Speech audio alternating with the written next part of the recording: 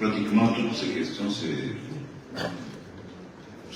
tournent vers les circonstances de la mort du regretté Chérifin. Enlevé à la Cour constitutionnelle ou dans les parages de la Cour constitutionnelle, c'est une question que nous voulons élucider. Nous le disons parce que, comme je l'ai dit tout à l'heure, s'il y a des réseaux, des cellules de renseignement qui le disent, je pense que ce que vous nous rapportez vient des réseaux sociaux. Les réseaux sociaux attribuent à ces cellules de renseignement. Ce sont des, je ne dis pas des supputations, ce sont des informations que nous devons vérifier. À l'instant précis, je ne confirme pas cela. Je peux vous dire juste quelque chose. Qu'il y a un monsieur proche du défunt qui est venu ici hier dans l'après-midi pour déposer, d'abord l'avant-midi à 11h, prendre une correspondance, et il est revenu à 16h et pas. Il a été reçu à la Cour constitutionnelle à 16h 2 minutes pour récupérer, pour déposer une correspondance. Il retire une correspondance à 11h et en réponse à cette correspondance, il vient déposer la suite à 16h et ça a été enregistré à 16h 2 minutes. Cette personne est entre nos mains parce que aussitôt qu'il est parti d'ici, il est revenu, je voudrais vous le dire, aux alentours de 20h pour venir chercher si le défunt se trouvait encore ici. J'espère que vous me suivez. Il part d'ici à 16h 2 minutes. Il revient aux environs de 20h pour s'informer, demander si le défunt se trouvait encore ici. Il réapparaît vers 8h ce matin ou vers 6h, il se présente à 8h devant nos magistrats pour dire que c'est à l'aide d'un système GPS qu'il a découvert les corps. Ou la voiture avait un système de localisation GPS. Ce système permet de situer localement, de localiser le véhicule là où il se trouve. Je crois que plusieurs personnes utilisent, surtout nos agences ici des ONU utilisent ce système. Posez-vous autant de questions qu'entre 16h et 6h du matin, ou 20h quand il revient ici, ou entre 20h et très tôt ce matin, est-ce que son système GPS n'a pas fonctionné? Et s'il a fonctionné, pourquoi seulement ce matin? Autant de questions. Donc ne poussez pas à en dire plus. Chacun peut se poser autant de questions. Mais j'ai voulu simplement vous dire que par rapport à cette affirmation de savoir si le regretté Chérifin Okene était venu ici à la Cour constitutionnelle, nous aurons la réponse. Présentement, je ne peux pas ni dire oui, ni dire non. À partir de ce que je viens de dire. Donc, enlever au niveau de la Cour constitutionnelle, la question demeure posée.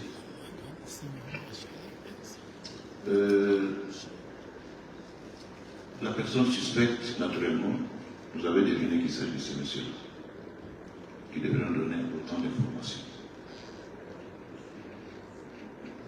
Monsieur, vous voulez connaître la position? Les circonstances, qu'est-ce qui a été prouvé aujourd'hui et en détail, qu'est-ce que vous avez vu? Qu'est-ce que vous avez compris? Je vous ai déjà dit, monsieur, qu'il était dans un véhicule, la climatisation allumée parce que le moteur tournait encore. Je vous ai dit également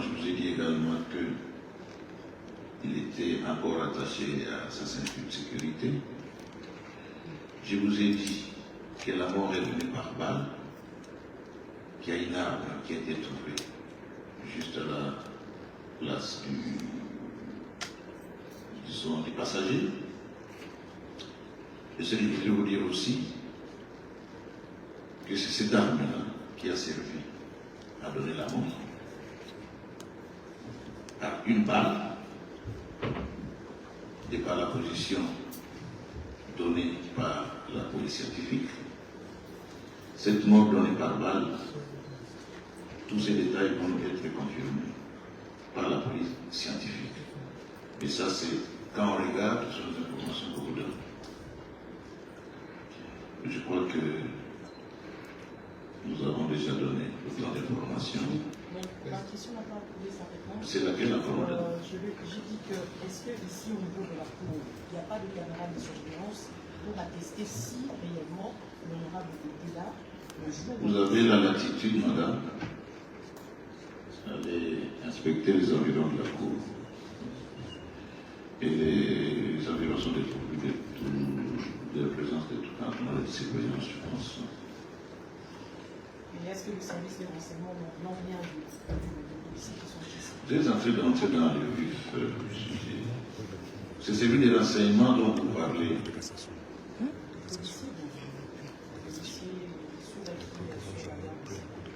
Mais justement, c'est-à-dire quoi?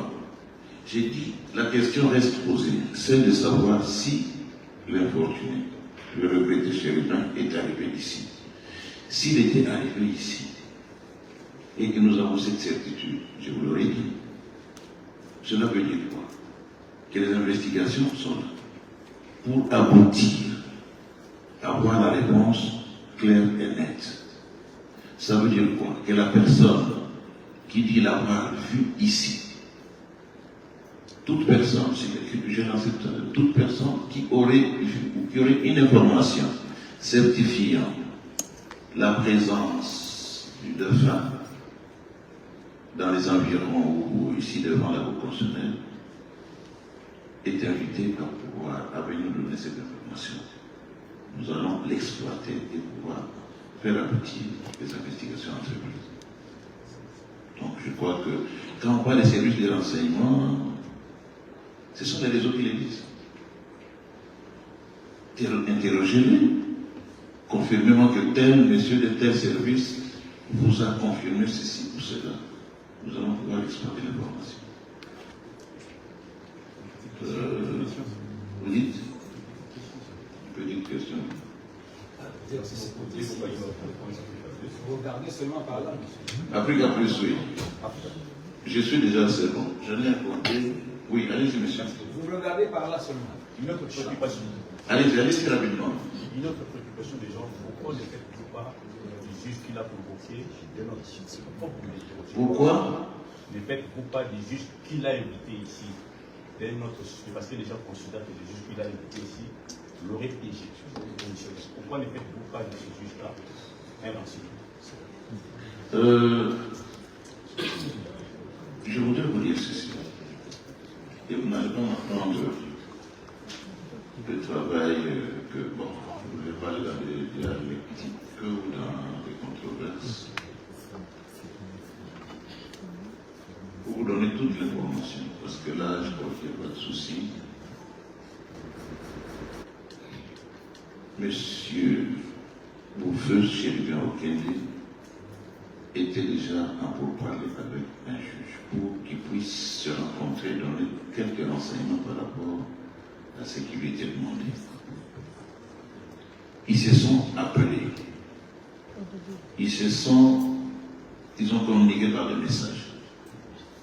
Et à aucun moment ils se sont trouvés. Ils devaient se voir le jeudi. Un monsieur, celui-là, est venu récupérer la lettre d'invitation. Et le même monsieur est revenu pour déposer la réponse de feu Chérubin. Et vous voulez qu'à ce stade, nous puissions confirmer quelque chose. C'est l'information que je vous ai donnée. N'est-ce pas? Donc, toutes les pistes sont exploitées. Si monsieur ou le feu est arrivé, pourquoi ne serait-il pas monté? Si monsieur qui a amené le téléphone, ou plutôt qui a récupéré la réponse à 16 heures,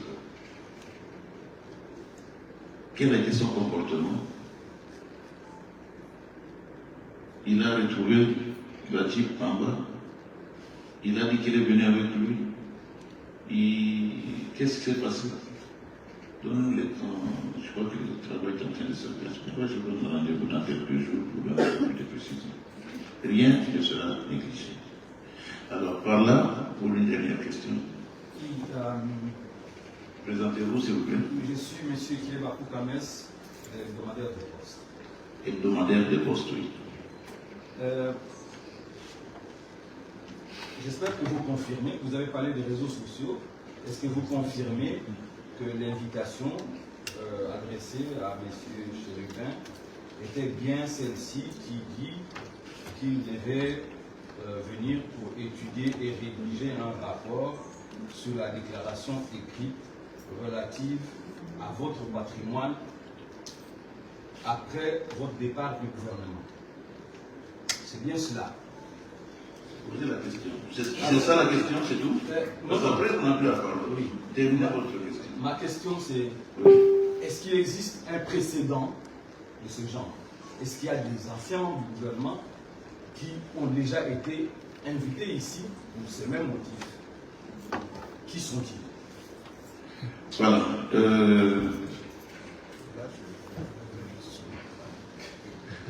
Alors, avant que je passe la parole à Monsieur le Président du CESAM, je crois que je voudrais juste vous inviter à ne pas voir, déjà par ce genre de questions, on sent une certaine précipitation derrière. Et ça, c'est pas bon d'avoir des a priorismes. J'appelle ça des a priorismes. Je voudrais être très objectif avec vous et ne pas me limiter à répondre à ce genre de questions. Je peux confirmer que l'invitation était là. Et c'est normal, il n'y a rien de mal à une invitation. À savoir si par le passé il a existé, je ne sais pas, ça va nous faire évoluer dans les enquêtes. Nous sommes dans un cas précis. C'est ma réponse. Et là, moi j'ai fini. Nous allons commencer avec le président du CESAM. Je lui passe la parole pour clôturer la séquence. Merci.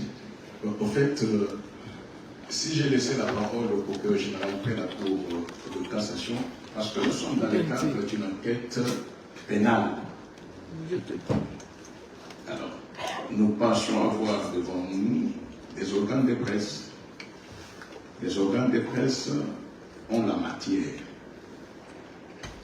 Revenir sur la présence à la Cour constitutionnelle et dans proximité, ça viendrait faire quoi dans le cadre d'une enquête pénale? Et surtout, comme un de vous demande, mais pourquoi le juge là? Mais ça, c'est très grave. Dans le cadre de l'exécution des attributions d'un juge constitutionnel ou de la Cour constitutionnelle, il est, entre autres, donné à la Cour constitutionnelle de recevoir les déclarations de patrimoine familial, entre autres de tous les membres du gouvernement, à l'entrée comme à la sortie. Et ça, vous de la presse, vous devez le savoir, parce que vous le venez sur l'invitation, mais vous devez savoir que c'est dans ce cadre-là. Ce n'est pas la première fois que ça se fait.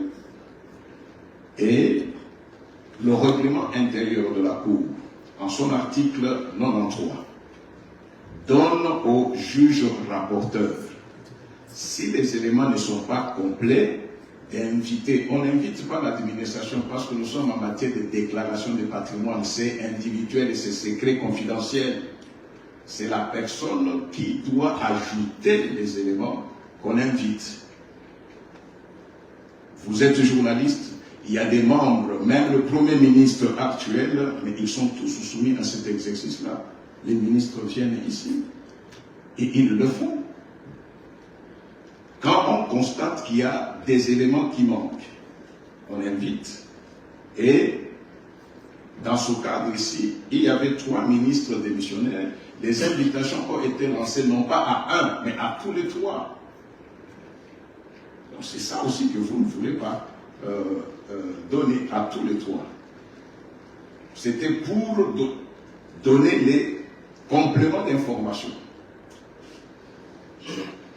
Le mardi, ils entrent en contact avec tous pour leur signaler qu'il y avait des correspondances.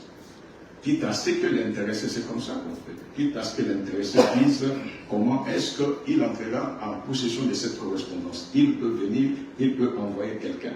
L'essentiel est que la lettre, que lui-même qui est le destinataire, parce que ça a un caractère confidentiel et individuel, qu'il soit d'abord informé. Il dira, aujourd'hui même, c'est le mardi, je passerai, si je ne passe pas, j'appelle quelqu'un. Ça n'a pas été le cas, mais c'est le mercredi qu'il va appeler pour dire, je suis empêché, j'envoie mon collaborateur. Il passera, comme le procureur général venait de vous dire, à 11h. Et il a accusé réception en mettant son nom et son numéro de téléphone. Normal. Il repart à 16h, le même qui a pris l'invitation. Ce n'était pas pour des réunions, il n'y a aucune erreur, c'est juste pour qu'il vienne donner. On lui informe les éléments qui manquent et il les supplée. Il pouvait les avoir ou les amener après.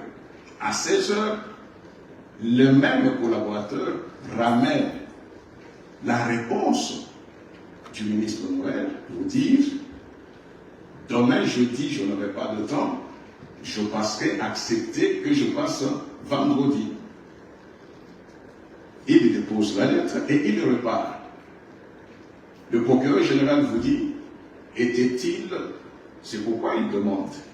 S'il y a des gens qui l'ont vu, qui ont attesté, parce que nous avons au moins sa lettre pour dire qu'il ne pouvait pas venir. Nous avons sa lettre, c'est ça qui est officiel.